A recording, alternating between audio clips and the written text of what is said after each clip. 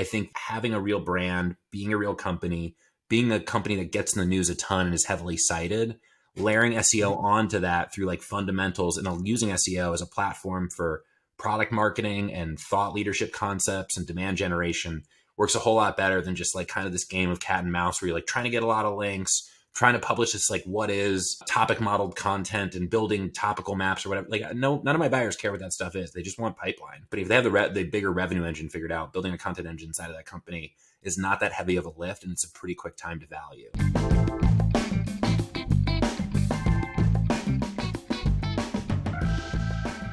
Hi, and welcome to the Optimized Podcast. My name is Nate Matherson, and I'm your host. On this weekly podcast, we sit down with some of the smartest minds in content marketing and SEO. Our goal is to give you perspective and insights on what's moving the needle in organic search right now. Today, I'm thrilled to sit down with John-Henry Scherck. JH is the founder of Growth Plays, a content marketing and SEO agency focused on helping venture-backed startups and growth stage businesses in the B2B space. He's worked with a number of incredible clients like Hopin, Heap, Lattice, and LaunchDarkly, and has helped them drive many millions of dollars in pipeline through SEO. In our episode today, I'm excited to learn more about his approach to building organic search channels in competitive B2B industries, how he measures the value of the SEO channel with his clients, and to get his thoughts on what's working in SEO and where we go from here as the landscape changes. We've got a lot to cover, and I'm really excited to get started.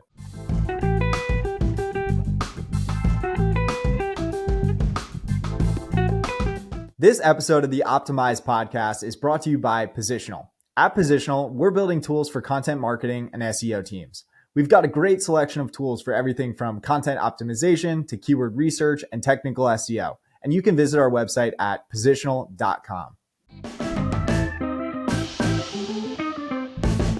JH, thanks so much for coming on the Optimized Podcast. Thank you so much for having me. Pleasure to be here. Glad to be a guest. I know we only have 45 minutes, and so we're going to move relatively quickly, but I'm excited to talk to you about everything from technical SEO to how you work with clients and scale their organic search channels in the competitive B2B space. And also, it'd be great to get your thoughts on how SEO is changing from here. I know there's been a lot of changes with the new search UX and UI and AI generated content. And so it'd be great to unpack all of that in the episode here today. But as a starting point, would love to learn like a little bit more about you. How did you get into content marketing and SEO, and how did this ultimately become your career path with Growth Plays? Great question. I started out when I was in college. There was this guy, Chris Franco, who's still like doing YouTube channels and whatnot. He runs his own performance marketing agency as well. And he started this website, and it was like a music website, had a little bit of politics stuff on as well. And it was run on WordPress. And I first started out like writing for it, and I was like, oh, I have no idea what I'm doing. And then I was just like not a very good writer.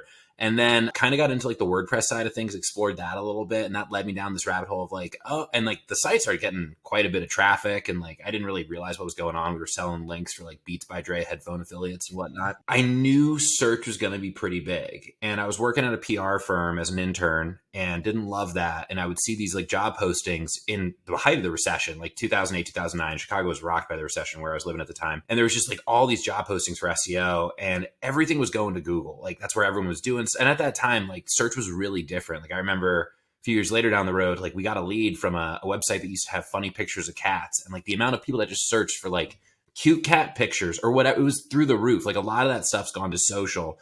But at that time, search was just like how people navigated the internet. And there weren't these like reactive feeds that people just spent their time on. So there was a lot of just like that search was like the focus of the whole internet at that time. So I just put together a list of all of the agencies in the Chicagoland area that were doing search and just outbounded each and every one being like, hey, I will be a unpaid intern. I just want to learn how to do this. One agency got back to me and they were like, yeah, you can come on in. And they started me real small. I was working on like dog walker, local SEO websites and whatnot, and just like whatever I could get my hands on. It got me certified in analytics and trained up. And I kind of entered the agency world from there, moved on to a bunch of other agencies, went in-house, and then started this company after some experience both in-house and agency side. But yeah, man, got into it through a blog in college. And then just, I knew search is where the internet was moving and I wanted to be a part of it. So I just did a little outbound and got my foot in the door. Heck yeah, I love that. And so it sounds like you've gone from an agency role into an in-house role and then back into your own agency. After having had those in-house roles, what ultimately led you to say, like, I want to go out on my own and launch my own agency in Growth Plays? I think when you're a vendor, there's a difference in how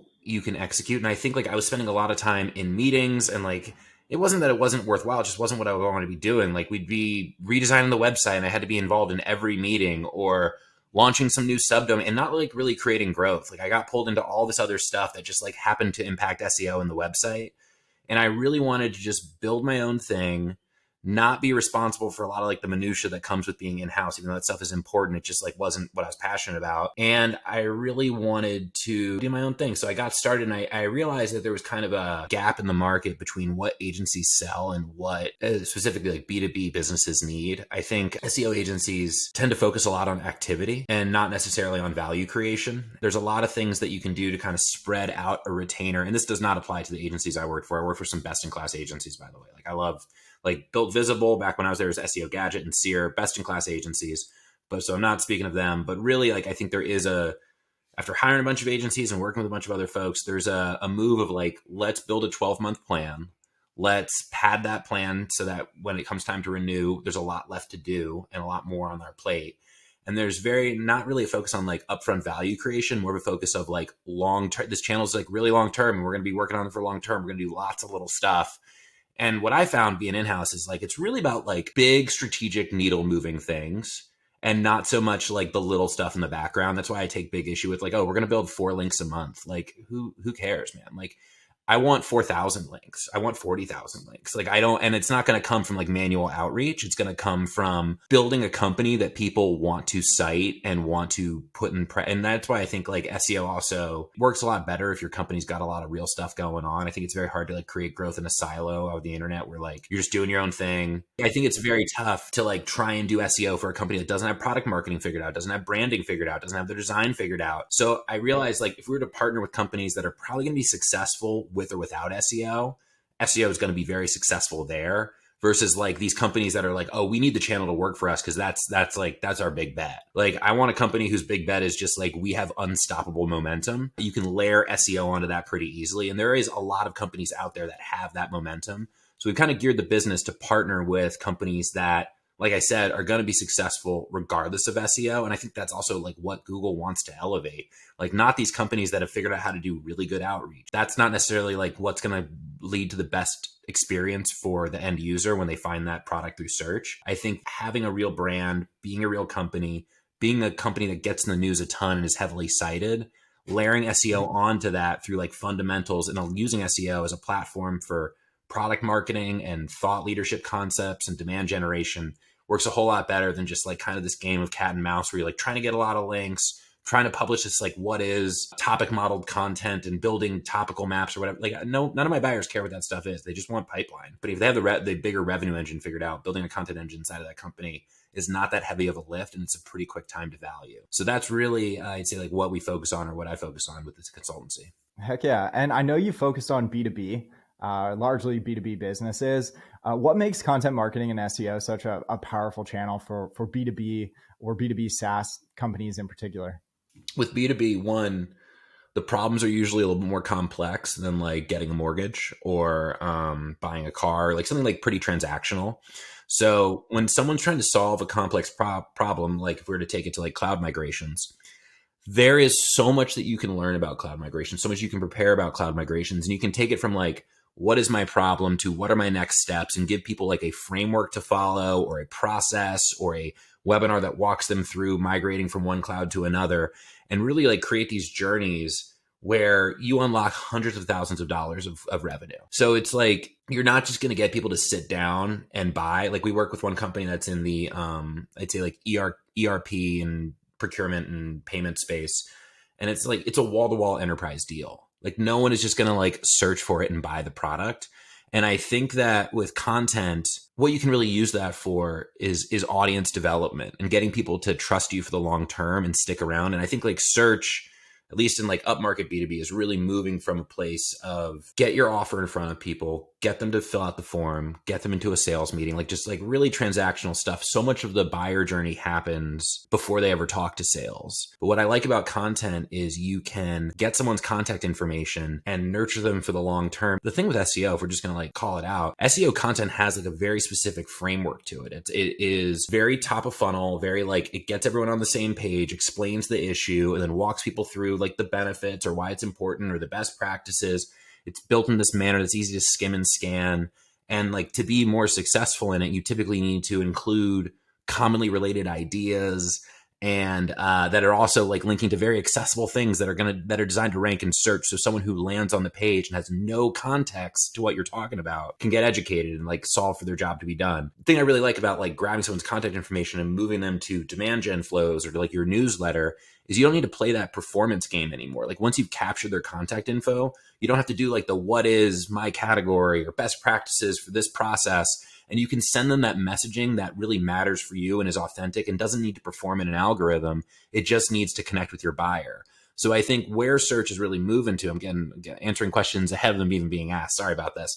But where I think search is moving to is like providing value, maybe giving out a template or a webinar or a framework or a short form video or whatever it is, some exchange of value where the contact information is exchanged or people decide they want to subscribe and like follow along with your content because they like it so much. And then transitioning away from like this search focused content to content that just is unique and lands in their inbox that people really want to share through like social channels and with their peers. Like I've not read a what is my category post and been like, you guys need to check this out. This is wildly good. Like it's super boring content that helps you understand the issue. I think search, there's some other aspects of search, like helping people with referential content. We work with one company that does some work in the tax automation space. And it's like that information is quickly changing. You need to look it up. The websites from government entities that host that information are very tough to navigate. So like having a great content experience where people can get the taxation information they need to go about their job to be done. Like that's an excellent use for search, like an excellent channel for search.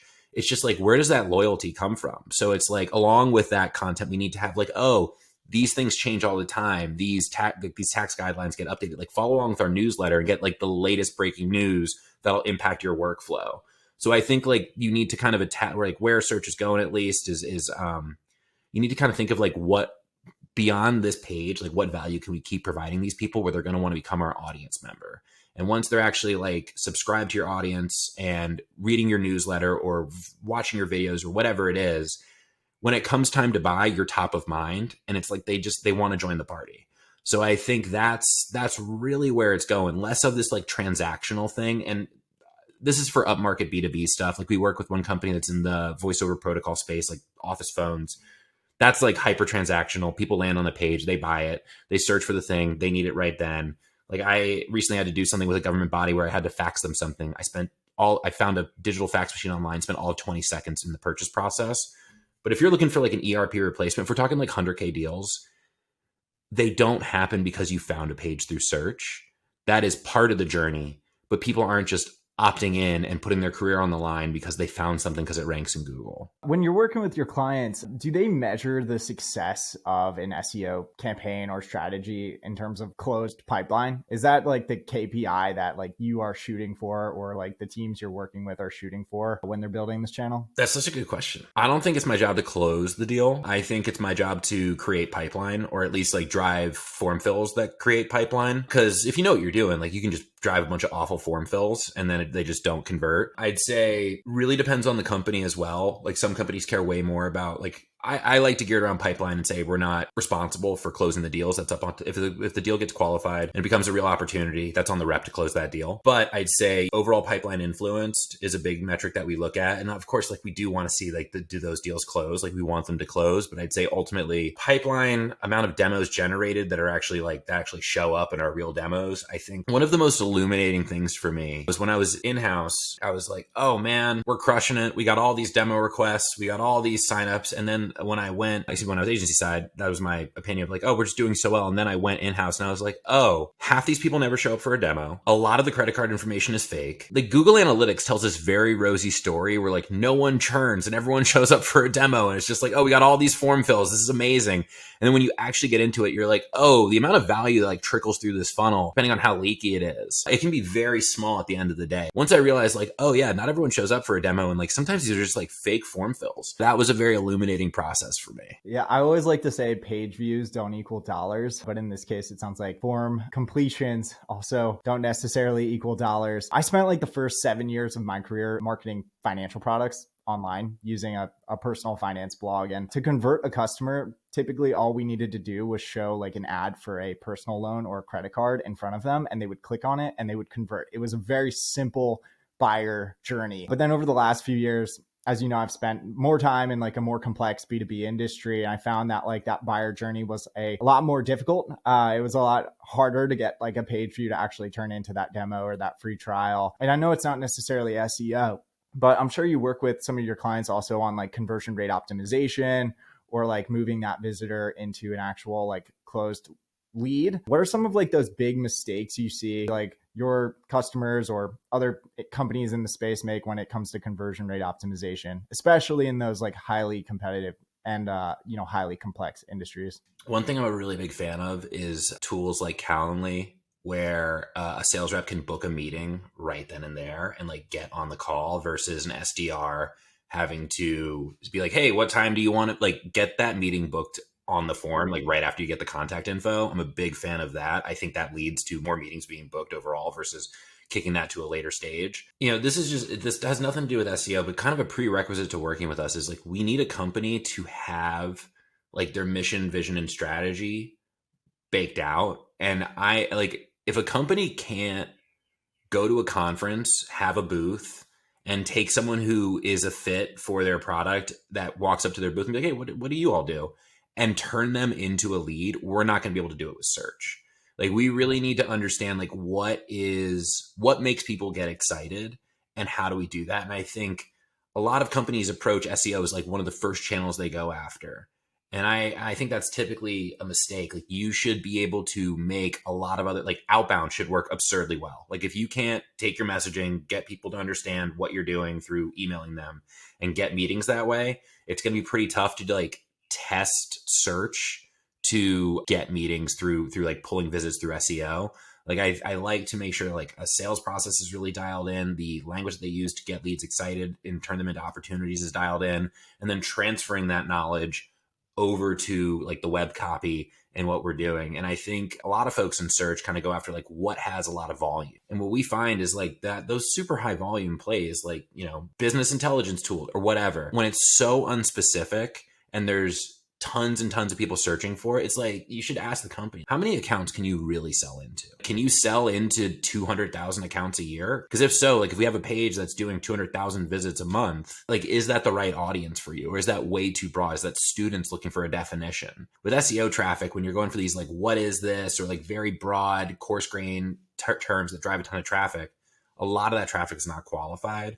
So I think going for like the real specifics of what you do and instead launching like a lot of different pages that speak to the specifics of what you do versus like having all of your eggs in like 4 different landing pages. That's really where what I tend to recommend is like going for the specific and converting folks on their specific needs and pain points versus like we're the best BI tool. I'd say going to the specific and being able to speak to specific pain points that map to the term that the person is searching for is a way to convert more folks on the page versus just using pop-ups or chat or whatever on like highly broad, high traffic pages. Yeah. And I know you work with a lot of venture-backed clients, and I know you've invested in some companies and I've invested in some startups as well. And I know that everyone right now is thinking about growth, but also thinking about like the cost of that growth. And one of the things that I love about content marketing and SEO is that it becomes like a really durable and high margin channel over time. Like it takes, of course, a lot of upfront work and building to build it. But then once you've built it, it can continue to drive like top of funnel for many, many years into the future. But right now it seems that like a lot of the startup founders I talk with are all of the sudden thinking about content marketing and SEO as like another channel to pursue. And one of the questions I always get asked is like, how long does it take? And so I guess I'm going to ask you that question. Like, how long does it actually take to build like a meaningful organic search channel, or at least get like some signs or indications that it's working well for a business? And I'd say I'm going to answer that with a question, and it's like, how much attention do you demand? If your content, if like what you publish demands attention, let's take this out of venture-backed world and go to SEO world, which we all know and love. Like Brian Dean at the Backlinko site that sold to SEMrush, like every post that dude put out was a heater, and people cared about what he had to say, and he demanded attention online. And I think if you have an audience already, like if you can carry your audience from social, like if you're good at the LinkedIn and then you bring that over to your content, it's going to work a lot faster than just like starting net new with no audience and no list. And so like if you can email folks about the content you're putting out, get more visibility to it, and you can do some sponsorship stuff as well, or some content distribution work.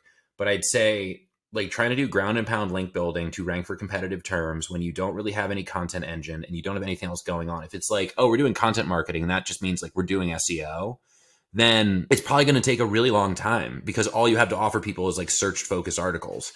If you have an audience, if you have good content, if you have like content in different formats that people can kind of use as like a playground and go and explore, and it's just a matter of like layering SEO into an already strong brand with product market fit, it's going to go very fast. Like it could take a quarter and then you start seeing like some pretty solid results.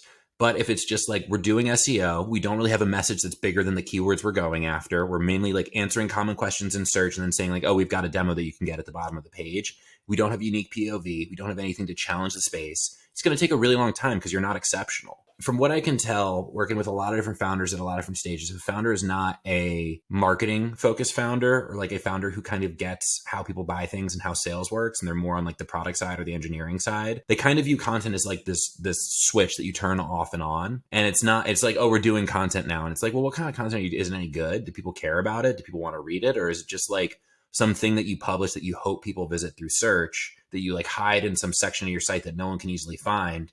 And then like you think that's how you're going to grow this company. And it's like, who's writing this stuff too? I can't speak to the client that it is, but we're really lucky to work with this one customer that has hired an industry analyst who does a lot of their content. And it is like, this person knows the space. The space has been their life for the last decade. They can talk about trends in the space, and they're not just mashing together 5 other articles that they found in search and then being like, oh, also like the category we're building is a trend.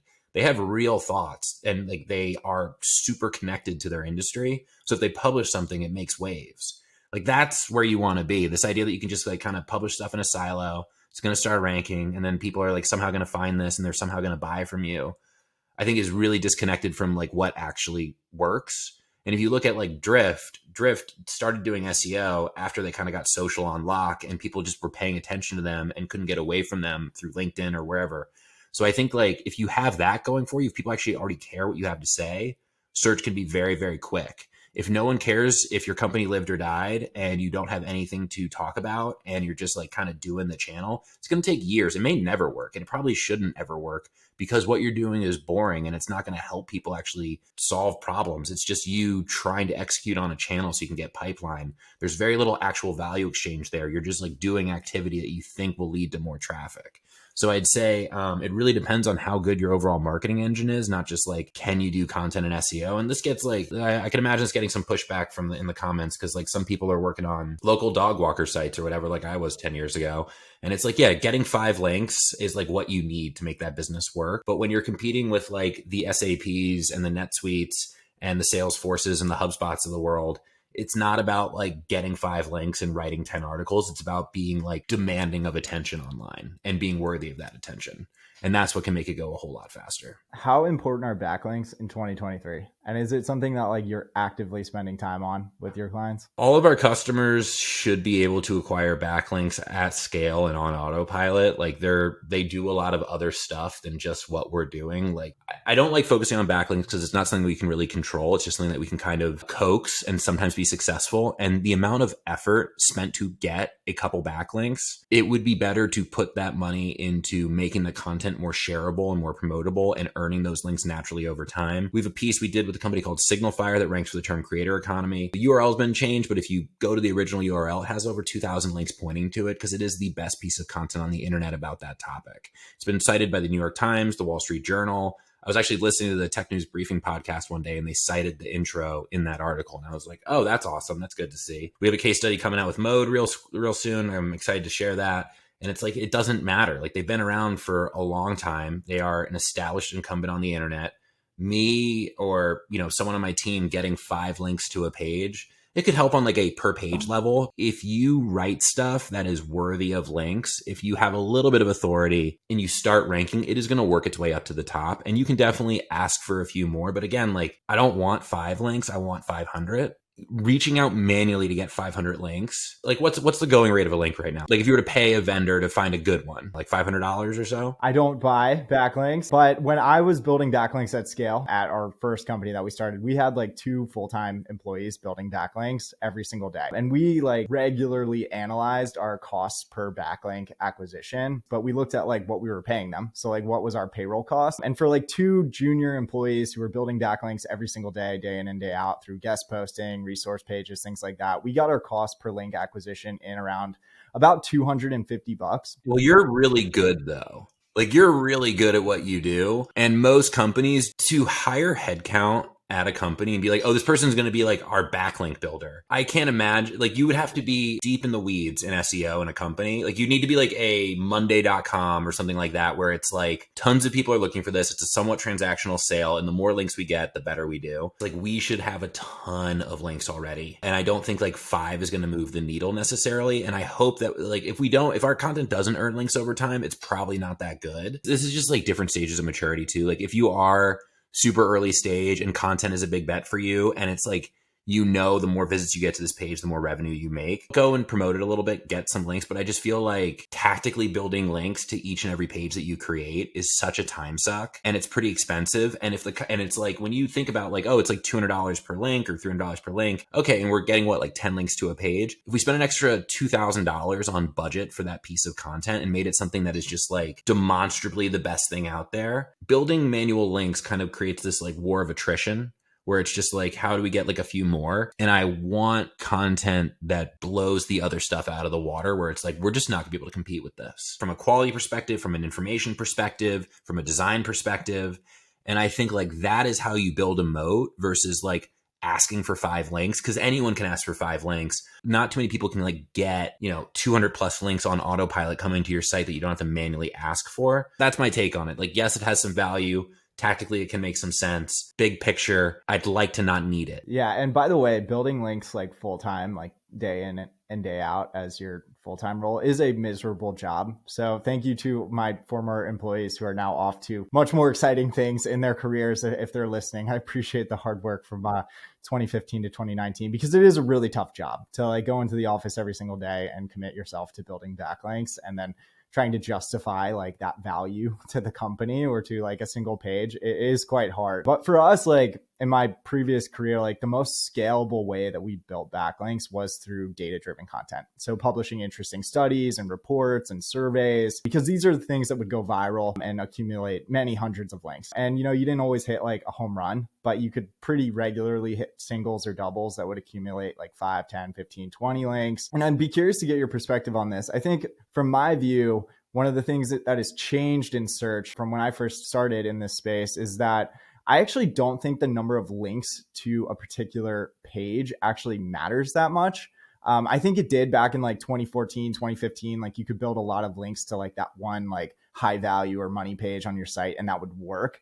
But I don't think that's nearly as effective in 2023. I still think links are important at like a domain level to get like your website in the running. And before we move on from backlinks, do you think links at a page level still matter, or more generally just links to an entire domain matter more than at a page level? So it really depends on the industry you work in. We work with a company that's in the VoIP space, like voice over internet protocol, office phones. That is like pretty link focused. And it actually like challenged some assumptions I have when I was like looking in the search results. I was like, oh, it's very much like this page with 200 plus links pointing to it is crushing it, even though it's like pretty low quality. So I think that there's a certain amount where it does definitely move the needle. I'd say shout out to Grindstone SEO. He's a pretty black hat guy, not the right fit for our customers, but the dude really knows what he's talking about. He always preaches about like relevancy. Like relevancy is really what matters. And I care about like the network that I am linked in. Like if we're working in the procurement space, I want links from every site that talks about procurement, that procurement people read and trust. And it's like, when you think about links, I want links from the sites that have audiences of people that can buy our product. I don't really care about like links from random stuff or links that are going to be for like tangentially related things that don't really matter for our business. Like back in 2014, when I was at WP Engine, we did this thing where we hired an agency to do it. They did a great job on it, but it was basically like about security. It had like nothing to do with WordPress though. Got hundreds of links. Didn't move the needle for the business because it was just like interesting. It got write-ups in real newspapers, but it was just like a ton of links about general security stuff. Nothing about WordPress security, nothing about managing websites. Did not move the needle. So I'm much more geared towards like relevant audience, getting links from sites that have relevant audiences where the referral traffic could come and actually buy your product. I think that's a very good litmus for like, do we want this link or not? Yeah, I think that's a really good point. When we were building backlinks via data-driven content, we always had to tie our stories back to consumer finance because that was the industry we were in. But once in a while, we would get a little distracted. And so while we were publishing studies on like, student loan debt by state or credit scores by state, once in a while we would get distracted. And we had published an article comparing, I think, Tinder versus Bumble. And which one was a better fit to ultimately like finding your significant other. And this story, an article on a website about consumer finance ended up picking up like hundreds of backlinks. And we were like, all right, we can't get like tempted into this game of writing very engaging stories that aren't actually about our business. And so we did work pretty hard from there on actually tying back all of the research reports we were doing to our core topic. And I think over time, like Google's gotten increasingly good at like identifying like topical relevance and topical authority, as well as like search intent. How do you think about like topical relevance and authority when you're building out like a portfolio of content for your clients? I think that there's this idea of like, oh, you should have a page for like every keyword and like cover the topic fully. And it's like, who decides what a full topic is? Like, I'm not going to publish every single thing that we could possibly publish about one topic just because it's like found in a keyword tool, because we don't have unlimited bandwidth. Like this idea that we can just like keep publishing things forever and like everything's going to matter. And like the more we publish on this topic, the more we're going to rank better for all of the topics. Like, that's a very hard thing to justify when like the money is actually spent and the money and like the ROI isn't there. It's like, why'd you write 40 posts about things that don't really have that much relevance to us? So I really try and figure out like, what are all the things that we could write about this topic? And then what are the things that are actually going to lead to qualified visits? And I really try and focus on like, what are the most impactful things that really matter for the business, where if people land on the page that are searching for this idea or this concept or this topic, they have a problem that this product can solve for, or like one of our downloads can solve for, and we can get them to the next stage of their journey versus like high bounce rate traffic, a lot of like the what is or like best practices posts. They have their place, but they're oftentimes like not serious action takers. It's like people that are just browsing ideas. I want like very realistic problems. I think that can come with like templates are always a great thing to give out, kind of like to give people to get to that next step. So I think like if this can align to a template or a white paper or a webinar where we can capture their contact information and help them solve their problems, I'm much more focused on building that out first. And if it's like, yeah, we need a page for what is product analytics or what is this thing where we can really like define the category. Like I do think with the what is concepts and like defining a concept, there is some power there it's just so top of funnel. With one company that we work with, we know using some attribution data, like we know senior decision makers read this what is page. So we've really geared it towards how does this category impact your business and what is like the bottom line going to be. It's really about like what is the most powerful cluster of content that you can create for your business that's going to lead people to take action. So I'm much more focused on like what's the qualified traffic. Yeah, we may try and define the concept. We may try and give people a tutorial on the concept or something like that if it's technical, but I'm fine leaving some things out if we know they're not going to be the most important drivers of value. Yeah, like you said, there's only so much time and only so much budget, especially right now. And, a question I'm often asked is, what does a piece of content cost? In your experience with your companies in B2B SaaS and B2B more broadly, like what are they paying for a piece of content, or what does it cost them generally to create one internally? I mean, it's really good. I mean, it's a tough question. It's like asking like how much does a house cost or how much does a car cost? Like it's like how good of a car do you want? And who are you trying to pick up in this car? I want a really good car and I'm selling to a technical audience, and that blog post is 1,800 words. I mean, 1,800 words, well, I would say like, depending on how technical it is, and if you need to have like code samples or SQL queries or whatever in it, we're talking potentially 25, sometimes a little bit less, sometimes a little bit more. But I mean, we've worked on things like hubs of content or whatever that probably had 18, 20 pages in them. Even when there's quite a few pages and you feel like you should get like a discount on bulk, it still costs $40,000, $50,000 to get that all out the door. And that's just like, what are we paying the writers? We're not thinking about like, who needs to review this? Who has to get this live? Like who needs to QA it? Who needs to set up like the design template or whatever inside of the CMS? It's much more expensive than people think. Like content has a lot of cost to it that I don't think people calculate into it. So I'd say I try and take it towards what's the value we can create. And I try and focus on that with our customers of like, okay, if we get this much traffic with this kind of conversion rate, and we can get that for the next 3 years, is that piece ROI positive or not? Because some of these things, like if we're going in a space where we were trying to rank for like Kubernetes performance monitoring or something like that. I know you know that one. Let's just say, like, I'm guessing most of the sites on that homepage that rank for that, because it's an established topic that is for a very online audience, you're going to need 40, 50 links probably to get on the board for that one, or else you're going to have a hard time cracking through to page one. Maybe if you're like a really authoritative domain, if you're like a Red Hat or an IBM or a New Relic or something like that, you can get there a little bit easier. An earlier stage company, you're going to have to really invest in that content to beat out those incumbents. And I think that's something that folks don't always consider. It's like, it's not equal. Like if you are David going against Goliath, if you're David, you need a Goliath-sized piece of content to compete with the incumbents. And that's why I often tell companies that reach out to us at a really early stage, like if they're seed stage, like we want to start doing SEO, I was like, oh, you should do other stuff first, where like the overall like authority of your website is not strong enough, where like you're fighting with one hand tied behind your back. And after you raise like a Series A or a Series B, one of our customers just raised, I think their Series B or C last week, and like the amount of links to their site doubled. Some of those links will go away, some of them are syndicated, but like a lot of press came into that site, and it just increased their overall authority. Everything that wrote them up was talking about the space that they're in, what they're doing, what their vision is. It used the keywords that they want to rank for in the write-ups of the post.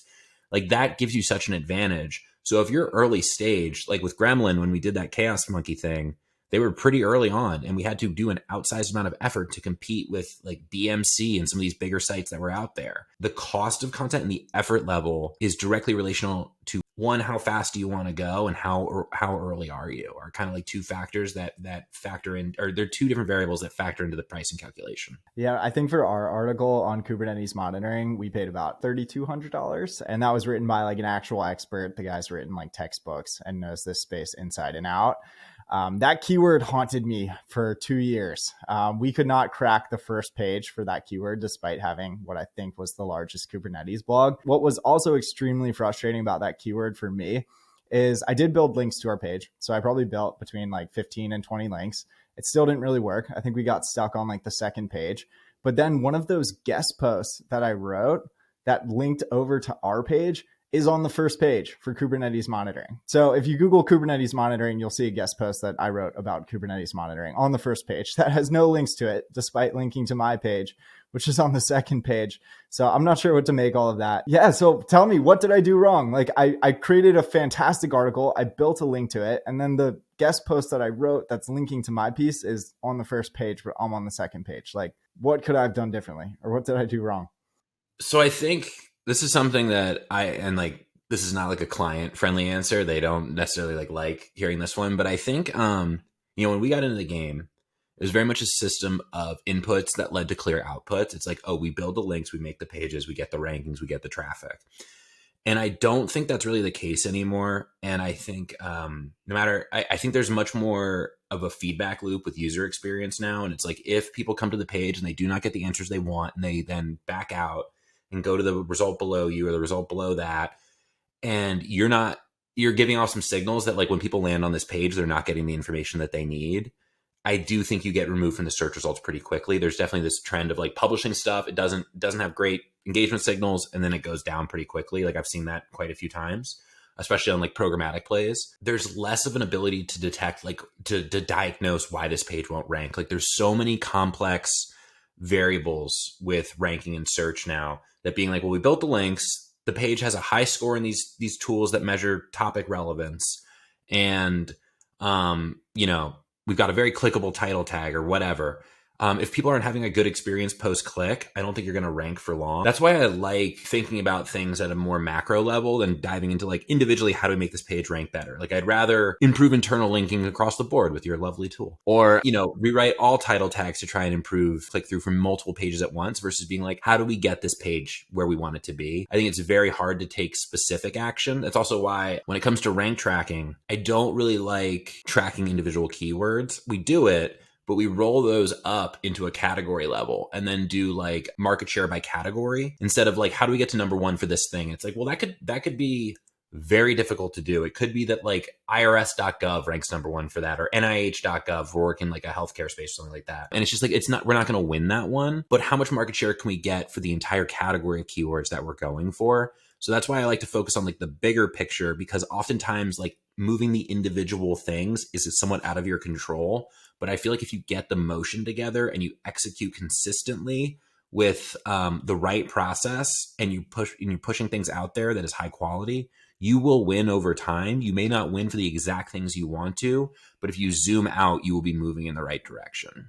There are so many things for us to unpack here. We might need to do a part 2 in like a year from now. But I know you mentioned internal linking, and I know that is something that you work on with your clients. How important is internal linking as part of like a technical SEO strategy or a technical SEO audit? Man, I think it's huge. I think internal linking is such a contextual channel, where it's like the context that you're working in is very important to how you execute. And for us, it's like, we've worked with some sites, like we worked with one company that I'd say like legitimately invented large parts of the internet, or like how the internet functions today. They've been around for a very long time. They're public. They're great. We have a great relationship with them. They have so much authority that if we can just like add 50 links to a page from other pages on it will rank. So it's about like it's more about like adjusting their internal linking structure to point to the things that we want to point to. I don't think it's very important early on. I think there needs to be like a clean crawl path. All the content needs to be discoverable and indexable.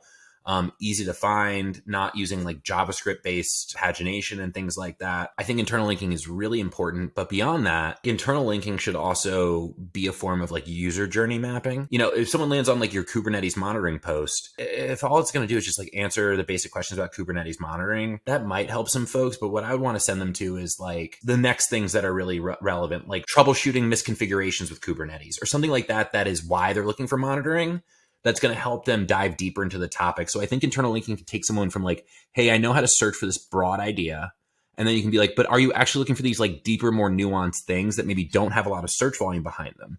And I think we get a lot of questions about like, hey, what keyword do we mash into this like totally baked out post that's great content, but we want search we want search traffic to it. It's like, well, search is a horrible distribution channel for this thing. Like, this isn't meant for search, not meant for a search audience, but we can take our search content and internally link to it and make it pretty prominent, like have like a carousel of related posts in the middle of the post, add like related reading, not at the very bottom, or like put it in the sidebar of the post or something like that, and get people to click through to the things that we actually want them reading versus the things that get a lot of search traffic. So I think you can kind of use search traffic to funnel and search traffic plus internal linking to funnel people to the posts you actually care about and want them to engage with, that are going to allow you to show off your product and your value a lot better than like, what is my category?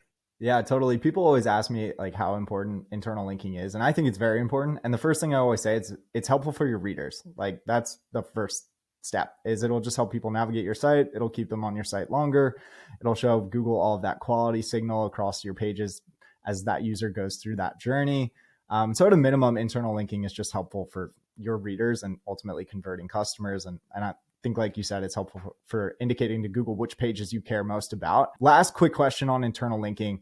How much does anchor text matter when you're thinking about the internal links across a website? It matters in the sense of like, you should be priming people about what they're going to get out of the page with the anchor text. I think it's fine to like deviate from like the top 5 keywords you see in Google Search Console, but we were working with one site and they had a lot of content about one particular topic on their website. And what we found is, I'm trying hard to like be vague enough so I don't identify who it is, but like also clue everyone into this. So bear with me here. They had a lot of content about this one particular topic. And what we found is people would just like link to these pages with the topic word in there, like how to, like, it was just very vague anchor text where all of these pages about the same topic, or that like there were variations of that topic, like long tail terms, different, they were using the same anchor text. Didn't really clue readers into what was going on. And then the ranking kind of got muddied over time. And this is very like circumstantial, anecdotal, not causal. I think that like unclear anchor text over time led to Google not really knowing which pages should rank for which terms. So I think like having clearly delineated, like, what is this content about and what is the job to be done of someone who would be accessing it, and making that clear in the anchor text. Not only is that a good user experience, but that clues Google into like, what is this content about and what should it potentially rank for in search, versus just like linking to it with the word monitoring tool or, you know, finance app or whatever you're going to do. Like, is it how to choose a finance app? Is it a finance app buyer's guide and for like a various list of tools, you know, best practices around like there's a lot of different ways that you can go into that. So cluing people into the specifics of the article with the anchor text, I think, is really important. Yeah, keyword cannibalization is an issue that a lot of our customers face when they have a very large number of similar but different pages that might address different search intents. And I always say to them, like, when you're thinking about your anchors, you have to also think about like the search intent that you ultimately want that page to rank for, because I think Google has gotten increasingly good at understanding like the context and anchors around internal links. All right. So before we get into the lightning round, I have to get your thoughts on the new UX and UI of Google search, or where search might be going. What do you think? Is SEO dead? That's what I've seen on Twitter at least a few times in the last week. Yeah, it's dead, and everyone should stop doing it. Just leave it to me. I think people have always been quick to call out that Google's going to die. I've seen this story a lot. And I think for certain topics, like the generative AI stuff could eat into search. More Chat GPT than the generative AI experiences from Google. I have the thing enabled in my personal Google account, and it's very like underwhelming. It feels like a featured snippet. If I ask it complex questions, I've actually been asking a bunch of like Kubernetes questions. It tends to dump me back into search results pretty quickly. It's just like, oh, hey, like just take this stuff. And it's going to improve over time. I still think Google is going to ultimately need to send traffic to other websites, and they're not going to, like, ChatGPT can get away with saying some pretty weird stuff, and it's not the end of that brand. Like, Google can't have wildly wrong things. People will react to it and hold them accountable for it. So I think Google's going to be a little more cautious there. If all you need is like a generative AI answer for a very basic thing, you probably weren't going to be the best visit anyway. Like, if you're like, I think this could really eat into like page view model based businesses where they're running like ads, and that's their whole business model, is getting more page views and like ad arbitrage, or like doing like arbitrage on traffic and things like that to get more page views. Like those types of businesses where it's just like traffic in, money out, and it's very little value per visit. Those could see a lot of pain. Same with like calculator websites. It reminds me kind of like when featured snippet for like time zone changes came out, where it's like, it's this time in LA. What time is it in Abu Dhabi? We got a call from a company that was like, yeah, we're a time zone website. How do we beat this? And I was like, oh, you don't. This sucks. Like, you should do something else. And probably wasn't like my best job as a salesperson. I think that there's no use trying to fight it. You should try and figure out alternative paths to getting traffic, where like a simple snippet is not going to solve the problem of the user. And that's oftentimes like, how do I take action? How do I do this thing? What are the next steps? And being the place for taking action versus like getting an answer to a question is where I coach my customers to go. But again, this goes back to like, we're all playing on rented channels that we don't own at all. Same with like LinkedIn. Like LinkedIn can go away in a day. Like organic reach is already kind of going down from what I understand from folks that are pretty heavy on that channel. Same with like Facebook ads. Those used to be very effective. And then Apple changed how they allow you to track users. And now those Facebook ads aren't as good as like what you actually want right now. And that's why I think like with like all these channels, we don't own them. And I think like the best thing that you can do is build an audience of people that you have a direct relationship with, where you have their email and you can send them whatever you want, whenever you want. And it's like search should not be like the idea that like, oh, we're just going to get a bunch of touches from these people over time because they're going to search for things related to these problems and then they're going to buy. You may not have that. Like that one visit, maybe your one chance with that person in a few years. So gearing more towards building an owned audience instead of just relying on search as this like fire hose of traffic that's never going to be turned off. That's the mental shift I'm trying to work on with a lot of our customers. But like, who knows what's going to happen? I'm not very impressed by the generative search experience. So it's like, if people aren't impressed with it and it takes a while to load and it's just like a bigger featured snippet, I don't see it killing what we do, but I do think there's a chance for less traffic to come in through search over time over the next couple of years. John Cooper wrote like a very doomer article on it. It's worth reading. He's got a very negative take on where this is all going, but I think it's worth getting his perspective. He's a very smart dude. I'm not as worried about it as some people, because I think if it's not just about search traffic, if you actually have something to say that people want to follow along with, you're going to be able to cut through that. And I'm sure if you haven't already been asked this question by some of your customers, you will be soon. But how do we get our pieces of content into that giant featured snippet that might be coming to Google searches everywhere? Is there a way that you're thinking about like optimizing for that featured placement like you would say a featured snippet back in like 2016? I haven't put too much thought in it yet because it's not in general availability. I've played around with it. I think it's going to be less about like, can you make snippet bait or whatever you want to call it or whatever. I think it's going to be more about like, are you synonymous with this topic? And I think it's probably going to be less of the job of search. Like search is definitely, it's going to be important to like have a crawlable website and have, content that talks to buyer problems and covers the industry that you're in and whatnot. But I imagine like Google probably has their own ideas of like who owns this topic and who's central to it. So I imagine if you search for like identity governance or something like that, like Okta is going to pop up in that featured snippet because they own that topic. So I think like being the category leader and being the brand that gets mentioned along with that, that collection of keywords or those topics, that's probably, and like having a lot of links that point to your site that also mention those topics. I think that's probably what's going to go into making you rank in search, like dominating the topic online in a way that isn't just like your brand having search traffic, but is like people cannot escape your brand when they research this thing. That is what I think will lead to being in the generative experience. So I think I've got about 7 or 8 questions as part of this lightning round. Are you ready? Yeah. Okay. So AI content, should we be using it? And are you using it with your clients? As a writing assistant, not as a writer. As far as backlinks go, do you think they become more or less important with this new search experience that Google might be rolling out? Stays the same.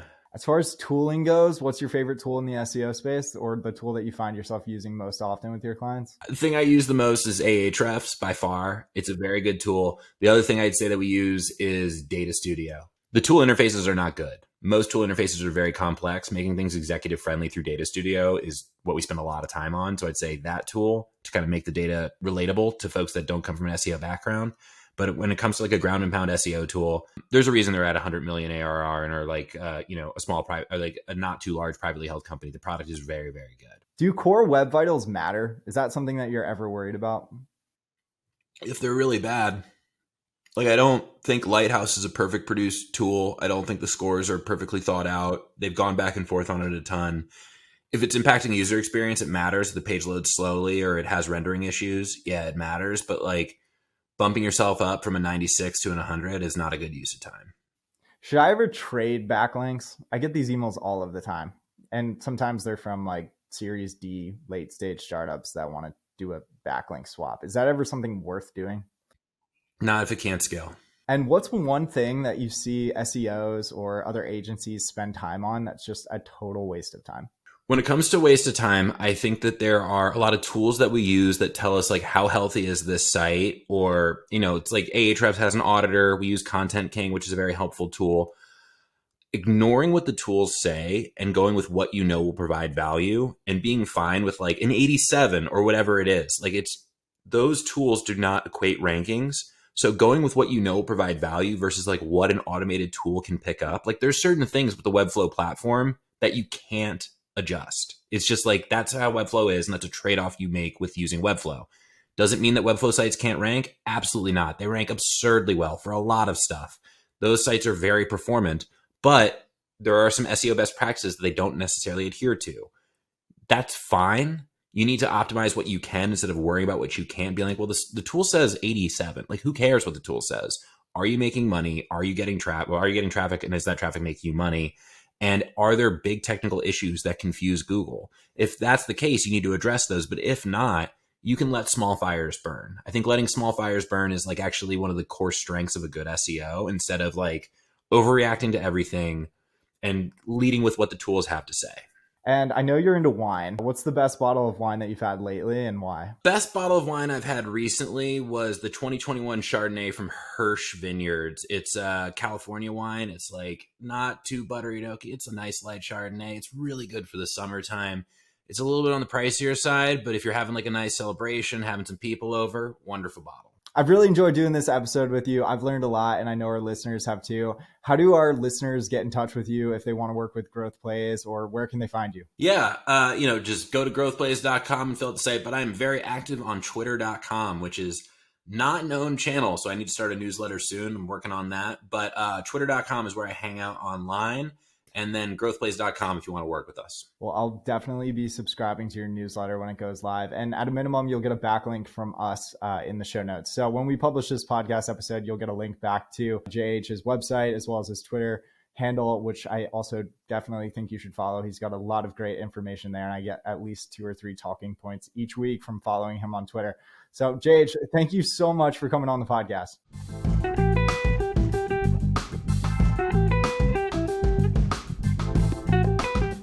This episode of the Optimized Podcast is brought to you by a special sponsor. If you're anything like me, you've probably got a lot of content that's not very well optimized, and it can be a total pain in your butt to optimize it and ultimately get it to rank better in search. And that's what Positional does. Positional has an incredible tool set for everything from content optimization to technical SEO and planning your editorial calendar. And if you don't know by now, I'm one of the co-founders of Positional, and I'd love for you to check it out.